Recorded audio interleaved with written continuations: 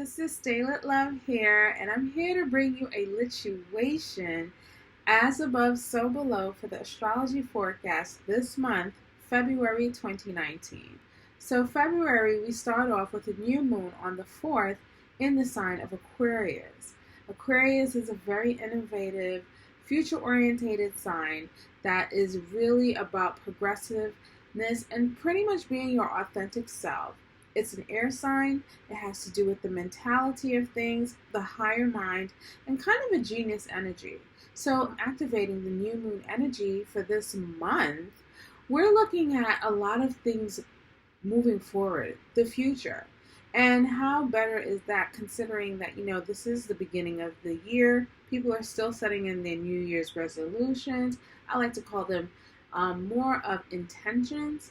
Especially for the new moon, it's perfect to really set your intention. So this would be a really great time to have a ritual where you're setting your intentions about what is it that you are projecting in the future. We also have some planet aligning as well, which is Jupiter, which is a really benefactor planet. It's one of my favorite planets. It's the largest planet in the solar system. And Jupiter is a fire sign. Its rule is fire energy. It's ruled by Sagittarius. Well, it rules over Sagittarius. And so when you have an air and a fire sign, they're very complementary. So this is a sextile. The meeting of these two planets, considering that I believe this new moon is at 15 degrees Aquarius, and right now Jupiter is at 18 degrees. So we have a 3-degree orb. So this connection is really harmonious, and it's pretty much giving all of us the opportunity to have faith in the future. Like, we're feeling like this optimistic, faithful, having faith in your future. Past January, it's been a lot of Capricornian energy, and we still have a little bit of Capricorn energy here this month lingering. But with this new moon, it's just bringing like this lightness to the energy, to our emotions, to our instinctual awareness, which is how we feel. So with that said, we're looking to it's really good to project your emotions where it's optimism, where you're feeling faithful, where you're feeling joyful, jovial about your future. So be sure to do your rituals this month. I would say a great technique is to do some visualization about your future that you're projecting. Meditation is always good. Writing down, like write a note to your future self, that would be really good. And make sure you include your emotions and how do you feel, and go big, go all the way big, because we have Jupiter really giving you all the goodies for what you want to set forth and intend for the future. So what we have next is that February 4th, we also have Venus entering Capricorn. So Venus entering Capricorn is really an interesting energy. And so with this energy, we have, it's like a really classic defining of what we value. We're valuing more traditional things. We're valuing commitments. Venus rules our relationship. Venus also rules women. Venus also rules money as well.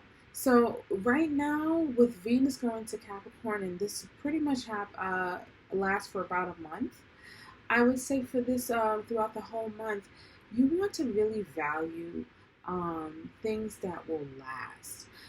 Valuing things that will last will bring you everything that you find to be a committed effort.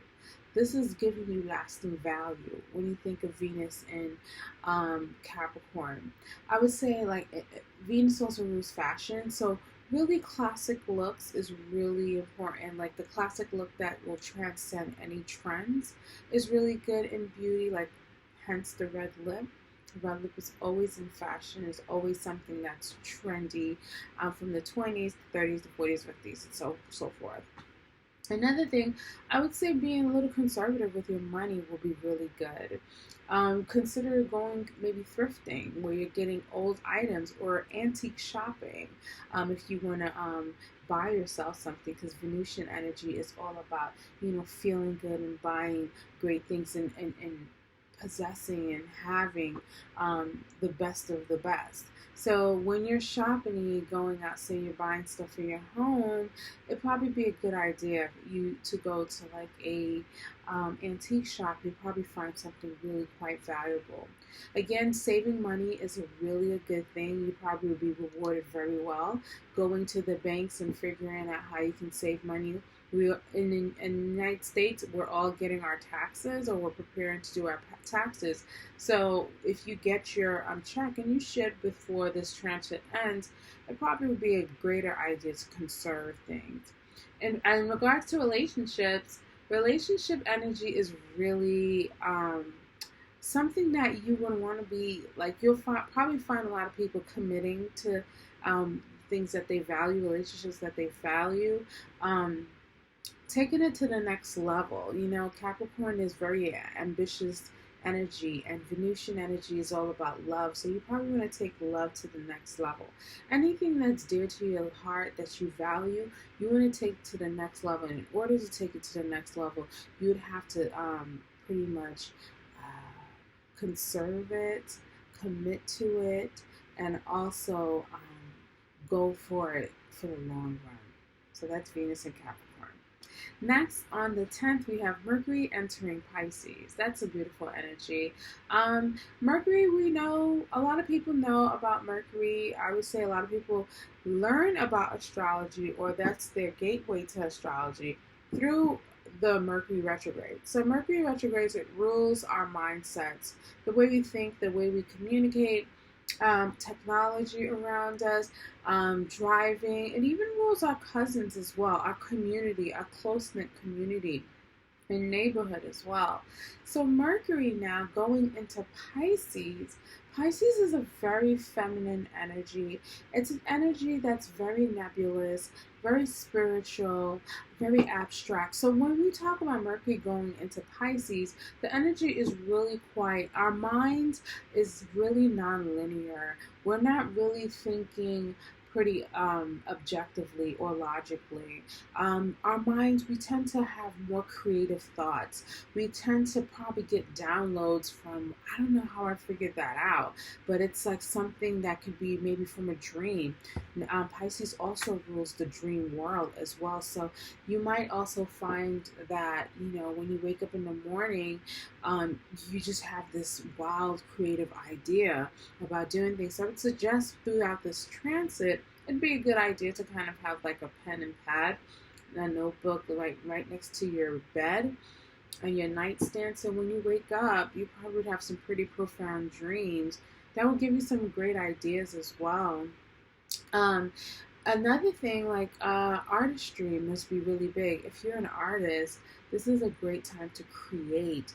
You might come up with great ideas. If you're like a songwriter or a painter, because Mercury also rules our hands, you might be drawing up and writing up some really beautiful bodies of work, of artistic work, because Pisces does rule the creator, the artiste of the zodiac.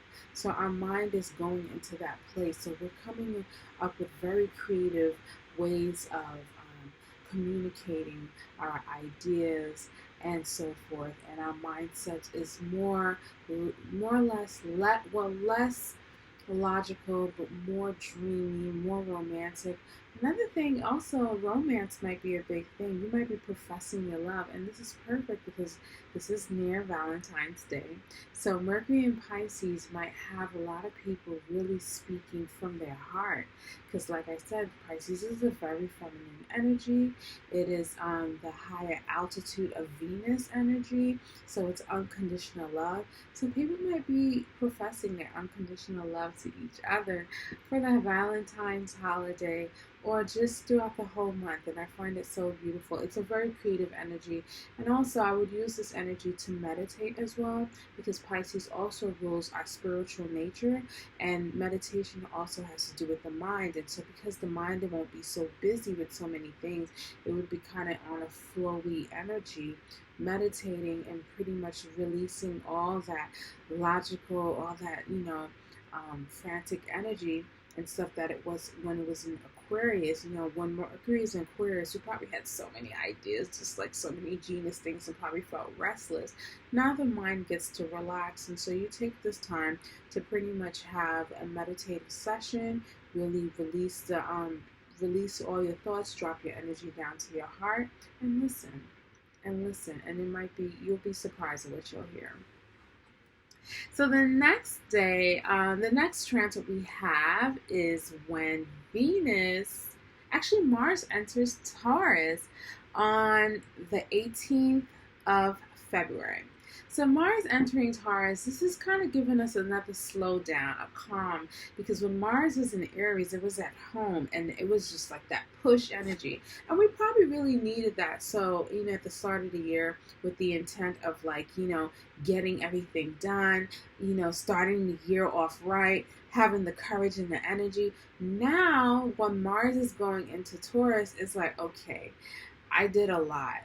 What's the worth? Like, is this worth my time? Is this worth, not even my time, but is this worth my energy? Mars in Taurus is really asking, is this worth my energy? Now, Taurus is ruled by Venus, so it really likes to calm itself and just eat and just enjoy the finer things in life. And so Mars, it's a very forceful, passionate kind of planet. And in Taurus, it's just the warrior in us really wants to know, is this worth all this energy?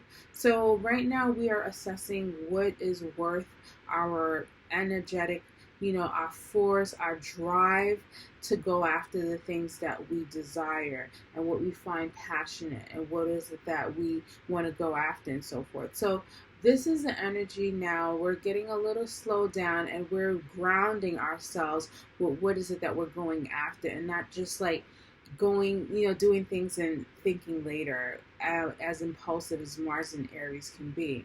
So Mars and Taurus is really, grounding our energetic vibrations when it comes to what is it that we want to go after, our energy, our passions. It's really more sensual. We're more feeling our bodies. This will be a good time for a good massage, I would say, but it will also be a good time to kind of assess your finances, because Taurus does rule money. Like I told you, it's ruled by Venus. So maybe you want to take the time, again, another theme about finances. When in the States, we get our taxes, you probably want to assess and probably, put your energy towards that, and just check out what is it that you want to allocate money for certain things, what is worth your time. Taurus energy is about, self-worth. So, you have to preserve your energy, and that's all about self-care when it comes to, the energy that you put out there. So you need to really take accountability and be reliable, and easy does it. This is slow and steady energy. This is the slow and steady wins the race.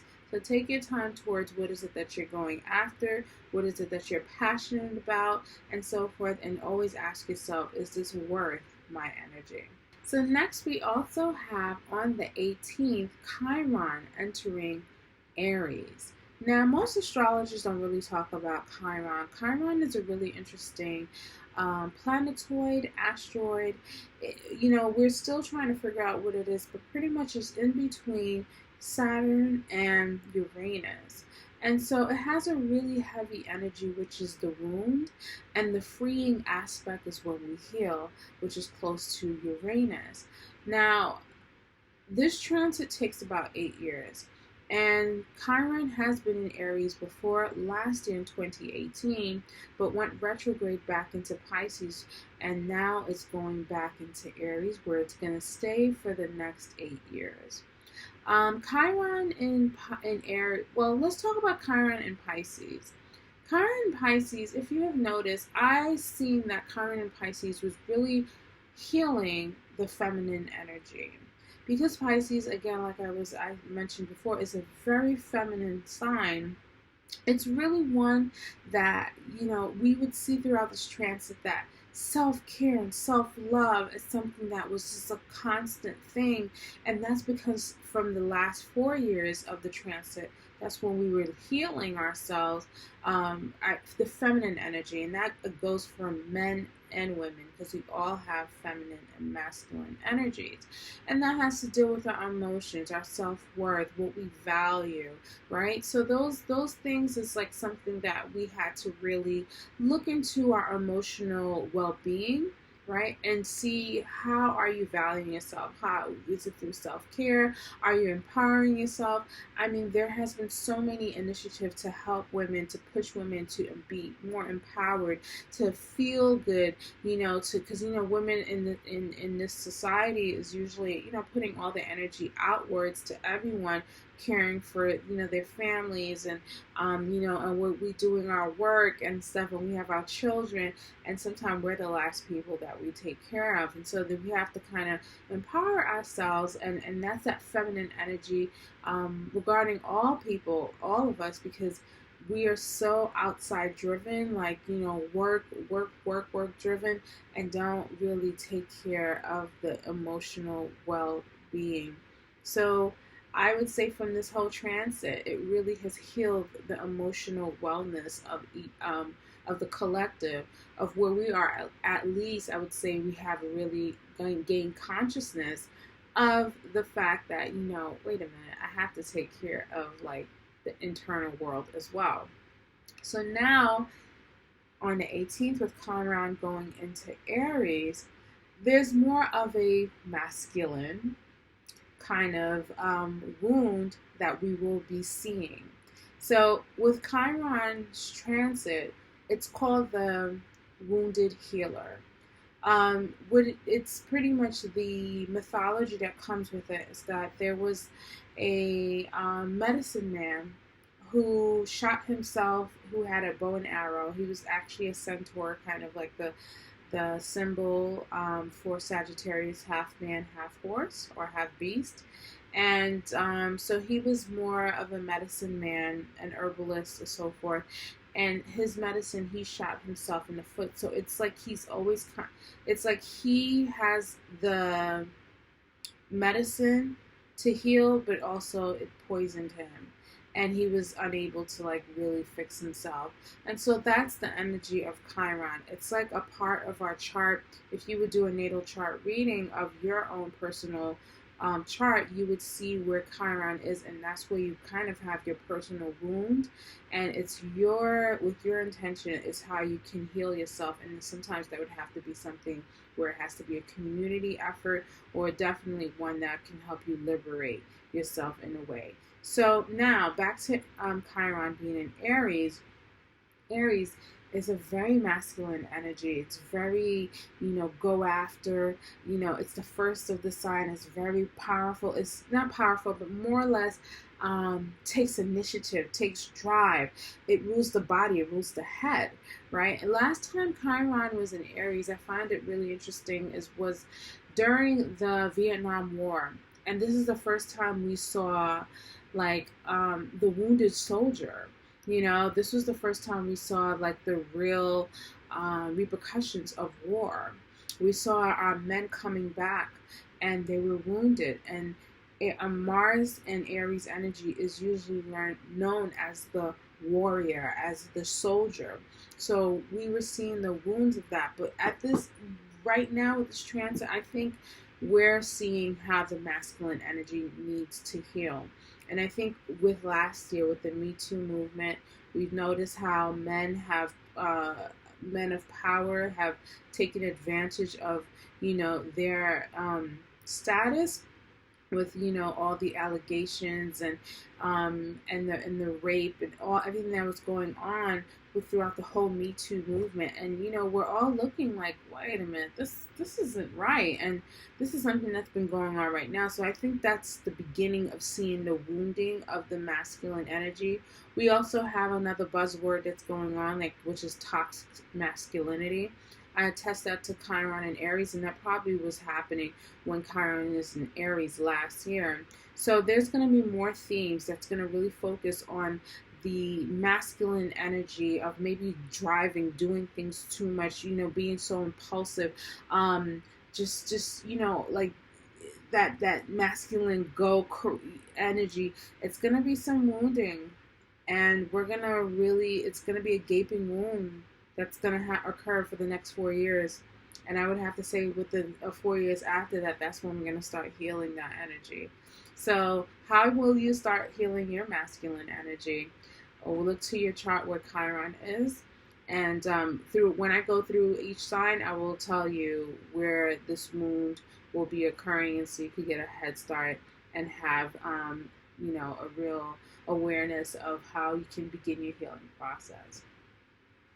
So the next one, on the 19th, we have a combination, the full moon in the sign of Virgo. So Virgo is the sign of service. It's a sign of servitude. It's the sign of our health and well-being. It's the sign of our vocation, our day-to-day work, our lifestyle. These are the themes of Virgo. And so there's going to be a full combination, a wrapping up of those themes that was mentioned. And it's going to come to awareness in a real heightened emotional way. So you can probably find yourself maybe, you're ending a job, or you're ending a bad habit, so you can and so you can bring in a healthier habit. So the full moon in Virgo, that's going to be quite interesting, and we're going to talk about that when the full moon, when we get closer to the 19th. Well, I'll do a whole video about that. The next day, we also have the sun enters the sign of Pisces. So now the sun meets up with the Mercury, and so we're all in this nebulous, calm, relaxed energy, kind of delusional too. And I would have to say, even when Mercury in Pisces, there could be a lot of delusions, and from a macro level, we can definitely understand with what's going on around the world. And I must also say, Mercury in Pisces really gives me that media situation. So there could be a lot of deception in the media as well, because Pisces energy can really dissolve the truth, and no one knows what's going on and stuff. And that's kind of been the theme with news on a macro level of what's going on. So we probably would see more of that and heightened illumination and awareness of this, or the creation of it, when the sun goes into Pisces as well. Now, Pisces is a very spiritual sign. It's a sweet sign, and I think it's one time for me. I love to travel around this time. Like I live in New York City, so it's the dead of winter, right before the spring happens. Fares are really cheap and stuff wherever you want to go around the world, and so when you are doing with the sun in Pisces, it's like such a good time to retreat, because it's right before the new beginning, when Aries season begins, where pretty much this is when spring starts and things starts to blossom. So this is the end of the winter. This is the ending of the cycle, the zodiac cycle, and so forth. And it's a time to relax. It's a time to rest. It's a time to rejuvenate yourself. It's a time to heal. It's a time to love. It's a time to create. You might want to you might probably have cabin fever, so you're probably inside a lot, and you just want to create something that you can launch the next season. So look out for the sun in Pisces, where you'll feel this creative, nebulous, relaxed energy. But beware for the delusions that may come around, or you might want to sleep too much, or probably drink too much, because Pisces energy can kind of create that vibe. I mean, just think of St. Patrick's Day. That's around when when that's in around Pisces season, and we all know St. Patty's Day, you get a lot of drinking. So yeah, look out for Pisces season. It's gonna be a good time. And so let's move forward and let's start the forecast for each sign. Virgo. So February 4th, we're starting the month with Aquarius new moon, and this is in a familiar house, the 6th house, which is ruled by your sign. So the 6th house is really about your well-being, your vocation, your work-life balance, your healthy habits, and even pets. So with this new moon in Aquarius that has a lot of relationship and a positive connection with Jupiter, one of the most benefactor planets, there's a real faith and optimistic emotion about how you are approaching your lifestyle, be it through your work lifestyle, like your work daily routines, how you take care of yourself, your habits, and so forth. There's a new thing, like you are going to be initiating new healthy habits, hopefully. I'm assuming it will, because this is Jupiter. It's going to really give you faith on really taking care of yourself. You might become a vegan. That's something really new that's happening, and that's really 6th house energy that has to do with your health and well-being. You might start a new job. You might be feeling like, you know what, maybe I want to work from home opposed to always going to work. It's going to be something quite innovative, and it really is going to give you a lot of freedom and liberate yourself, which is kind of the Aquarian energy. It's going to be quite detached. It's not something that's going to be too emotional, but it definitely will serve you well, and that you will definitely be optimistic and be able to grow abundantly. So good luck with that energy, as it will be happening and occurring throughout the whole first 15 days of the month. Next, on the same day, we have Venus entering Capricorn, and this is within your 5th house of love, romance, your creative work, and so forth. So Venus in Capricorn is really a classic energy. It's really one that's all about business. It values business. It values commitment. So it seems that even when it comes to dating, when it comes to the love, that what you love and what you attract, there's something very serious about that. You have something very quite serious, very something that is committed efforts towards it, and that's what you truly value. And so this energy is really supporting your 5th house energy, and what is it that you find of value when it comes to your heart content.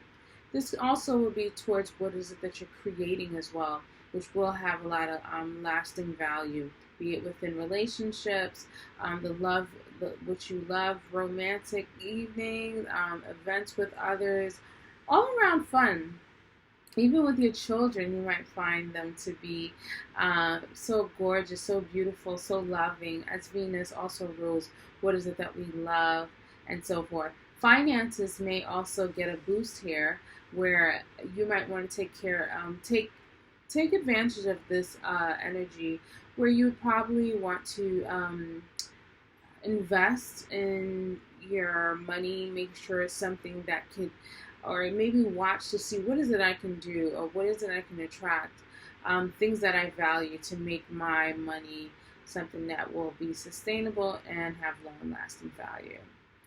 On February 10th, you have Mercury entering Pisces, and this is in your 7th house. So Mercury, you all know Mercury has to do with the mindset, how we communicate and converse with others. It also has to do with our community, a really tight, close-knit community. And in Pisces, this is your opposite sign, so it's how you relate to others. So there's going to be a lot of conversations when it comes to the relationships that you have, the relationship that you desire, the relationships that you want to commit and cement, considering that we have this Venus and Capricorn energy that has to do with romance and love. If we talk about personal relationship, there is this a lot of talks that could be about committing and how you relate to others. And this also doesn't have to be relationship worthy, but it can be totally. This can also allude to your business partnerships. So you might find yourself kind of talking and relating with others and seeing how you can creatively join minds in order to create a good business model or continue with a good business model. So it's a good time to connect with others and connect with a significant other as well, and speak your mind, as they will be so receptive to what you have to say. Next, we have on the 18th when Mars enters Taurus. This is your ninth house. And Mars entering Taurus is really stabilizing force for you, considering that Taurus is a fellow Earth sign. And in the ninth house, it seems like Mars, which is all about your energy and how you go about things and your passion and your desires, you're going after things that's really going to have lasting value too, but also where it's durable, where you can continue on, and it's a committed effort, and it's something that is reliable. That's the only thing that you're gonna find energy for. Mars in Taurus is really asking everyone, is this worth my energy? Because Taurus would like to lounge all day and eat chocolate. And that may be worthy to one person. And we're all talking about the ninth house, which is your beliefs. So whatever you believe in, whatever you find to be your truth, that's the work that you're going to be putting in motion for what you want to attract. So whatever you value and what you find to be part of your truth and your beliefs is what you will find yourself committing your efforts and energy towards. And this will be occurring for up until about 30 days going through March. That same day, we have a really interesting transit going on, starting a whole 8-9 year cycle as we're culminating one cycle, which is Chiron in Pisces. And on the 18th, Chiron is going to be entering Aries. So this is looking like to be on your 8th house. And it's quite profound and intense, Virgo, as Chiron rules our wounds and how we heal ourselves. And Aries, again, is kind of ruled by Mars. Similarly, we was just talking about Mars. And it's really about how we energize ourselves, how we project ourselves. So when you put both of these energies together within the 8th house of how they will move, it seems that you will be having some wounding or finding yourself wounding from some issues of how you identify with your hidden desires. Could be with sex, which you hold secrets, some taboo topics. And with this the wounding that will be gaping, and not exactly on the 18th. As I said, this is an 8 to 9 year transit. You will be this whole wounding that's showing up. This whole wounding that's all showing up is literally for you to make an intense transformation. Seriously, after this transit, you won't be the same.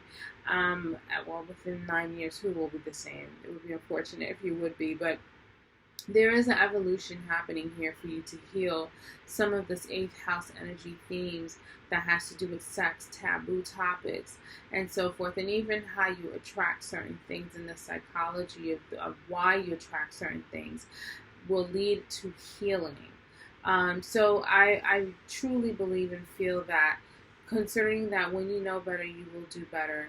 And even though on the February 18th, you won't be feeling this effect right then and there, the awareness of knowing that Chiron in Aries that will be going on for the next 8 to 9 years is vital to our healing transformation. Because when you identify the wound, then you can quickly be able to heal. And with Chiron in Aries, the possibility of doing it quickly is definitely there to support you. All right, so the next day, well, not the next day, we have on the 20th, February 20th, when the sun enters Pisces. So officially now there's a huge illumination of relationships here. You might be starting a relationship. You might find yourself talking more and more about relationships towards the end of February and going into March. Um, there's a sense of you creating these new relationships. Partnership focus. If you are in a partnership, will be more aware. There's going to be a lot more, a lot more awareness regarding this, and you might find yourself being closer and near your partner at this time. Next, we have on the 22nd, Mercury conjuncts Neptune in Pisces. So we have the mind and we have also our dreams connected in Pisces, and this is happening in your seventh house. So that you might find yourself, Virgo, really communicating your ideals, might be communicating some or creating some romantic gestures to a significant person, where you might be writing some poems to those you love or who you are in a relationship. This is definitely a transit where love on the mind is definitely prevalent. Now, this is StayLit Love checking in, giving you the lituation as above, so below every month. And this is our first video, you guys. I'd love to hear what you have to say. Be sure to subscribe, like, and tell me what you think, and even comment, as I will be coming back with more videos. And if you'd like a personal reading, you can always go to my website at StayLitLove.com, and from there we can schedule a reading, because I love talking with you guys. I just have a ball. I learned so much. You learned so much, and especially for Valentine's Day that's coming up, I'd like to tell you it would probably be a great idea to do a synastry reading with you and your loved ones, where you can figure out, is this going to be a lasting thing? And because you have a lot of seventh house energy, this will be even great. You could even do a reading with your significant other there, which that is just as fine, where you can we can all chit chat and see how we can work everything out and see how the synastry works out for you. And if you're not interested in that, you just want to know your natal chart, I also have those services. So just go to StayLitLove.com. All that information is down below in the description box. And always, I want to let you guys know you're beautiful, you're amazing, and always stay lit, loves.